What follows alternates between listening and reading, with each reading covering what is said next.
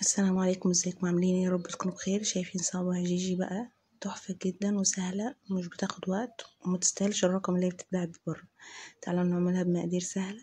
انا جبت 3 كوبايات ونص من الدقيق متعدد الاستخدامات، ونص كوباية سمنة على زبدة على زيت، او ممكن نص كوباية سمنة على زيت، نص كوباية نص معلقة صغيرة من البيكنج باودر، معلقة خميرة صغيرة، وكيس فانيليا، ورشة ملح طبعا على الدقيق.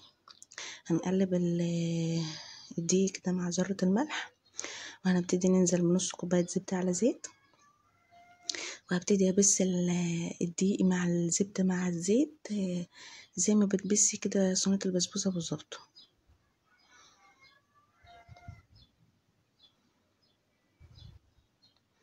ابتدي ابسهم بايدي الاتنين، وما حطيتش، شايفين انتوا ما حطيتش اي حاجة غير الملح والزبدة على الزيت، وهبسهم مع بعض مع الدقيق، ابسهم لغاية ما تغلف كده مكونات الدقيق مع الزبدة والزيت مع بعض. طريقتها سهلة يا جماعة وطعمها تحفة جدا، جربوها تعجبكم. نص معلقة صغيرة من بيكنج باودر، ومعلقة صغيرة من الخميرة الفورية، وهحط باكو من الفانيليا. على فكرة هي كمان مش بتخمر كتير، مش بتقعد كتير يعني هي معلقة صغيرة من الخميرة بتخمر حاجة بسيطة خالص. بصوا، حطيت في نفس الكوباية اللي حطيت فيها السمنة على الزيت في الزبدة على الزيت، هبتدي انزل مية دافية كوباية. هننزل شوية بشوية لان احنا مش هناخد الكوباية دي كلها. ما تنزلوش بالمية مرة واحدة، لان كمان يختلف الدقيق على يختلف كل نوع دقيق عن التاني. اهو بصوا، بعد ما عجنتها كويس، بصوا مستخدمتش باقي المية. هبتدي اولفها بالاسترتش واحطها في الفرن لحد ما تخمر. هي بتاخد ساعة الا ربع او ساعة بالكتير. ما تقعدوهاش كتير في الخمر عشان هي من النوع اللي مبتخمرش كتير يعني. اهي بعد ما خمرت، شايفين خمرت حاجة بسيطة يعني، ما خمرتش كتير. هبتدي بقى ايه، ابتدي اخد قطعة من العجين كده واكورها.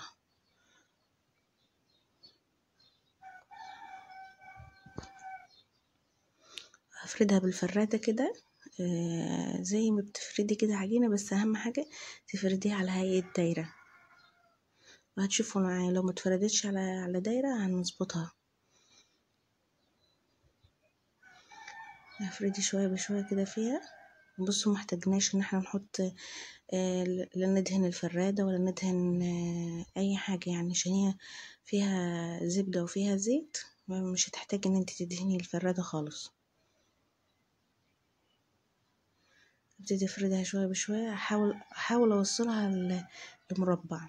انا مش عاوزة اعملها دايرة كبيرة، انا هحاول اعملها دوائر صغيرة. اي كور العجين كلها هعملها دوائر صغيرة.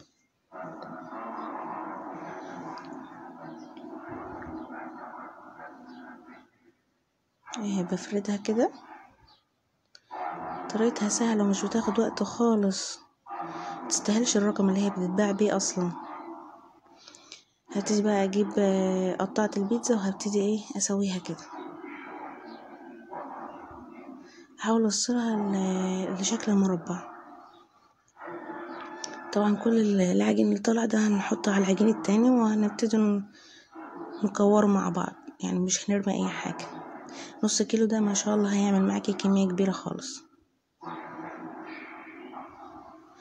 بصوا يعني، حاولوا مثلا احنا هنعملها زي الكرواسون بالظبط، حاولوا ان انتوا تعملوا مثلا المثلثات دي رفيعة جدا، يعني تقطعوها ارفع من كده كمان، لان هي كمان مع البيكنج باودر هتنفخ معاكم في الزيت. فحاولوا ترفعوا يعني المثلث ده ممكن ترفعوه على 2.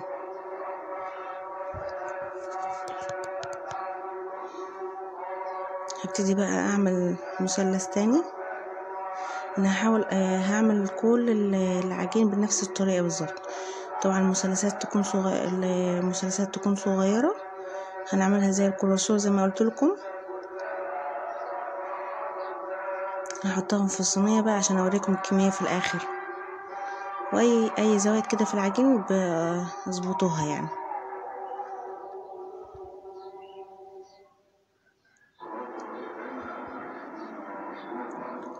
هبتدي اعمل برضو نفس اهي.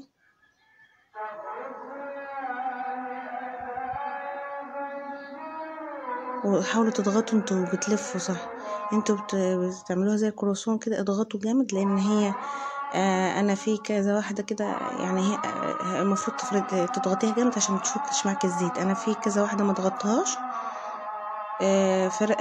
فكت معايا في الزيت، فحاولوا تضغطوا كده بايديكي يعني.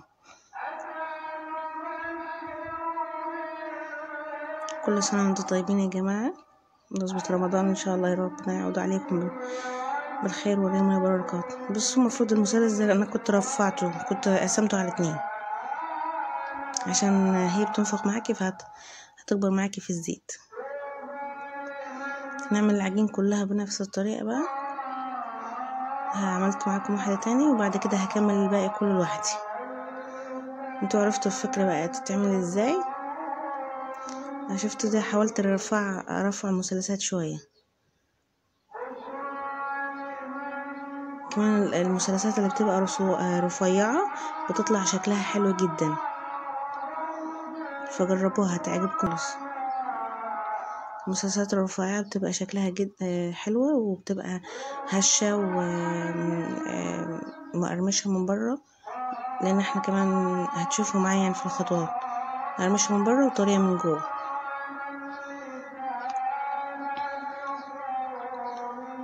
بصوا رفعت شوية ده، بتضغطوا جامد انتوا بتلفوا عشان ما تفكش معاكم في الزيت. هكمل كمية برضو، هعندي بس وهكمل كمية لوحدي.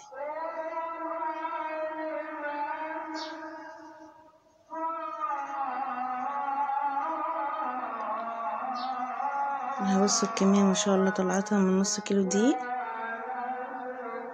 زي ما قلت لكم لو رفعت مثلثات هتطلعوا كمية اكتر كمان.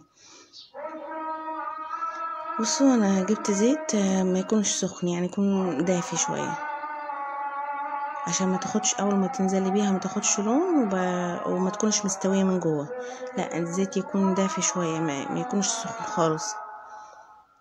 ولو سخن معاكي يعني في الحطت لما احط مرة تاني هوطي الزيت، لان هيكون سخن الزيت اكتر.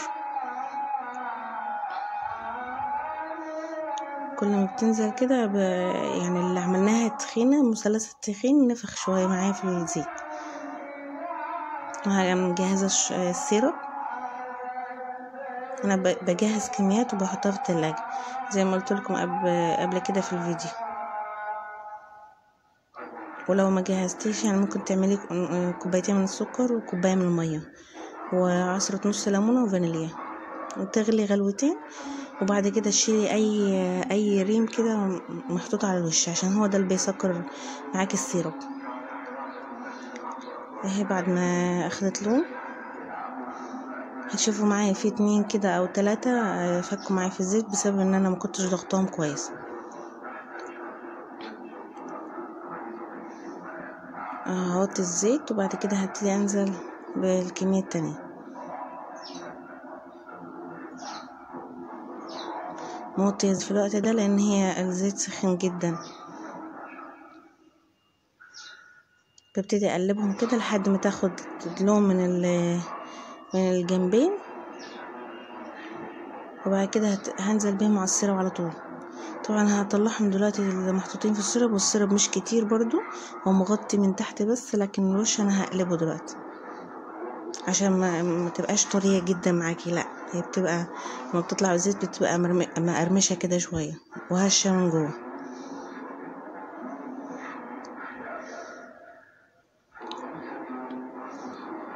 جبت ابتدي ابصه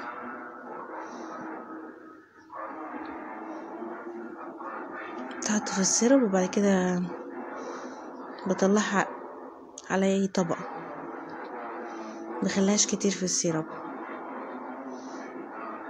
هعمل الكمية كلها بنفس الطريقة، هدي تاخد بس لون وبعد كده هطلعها على طول على السيرب.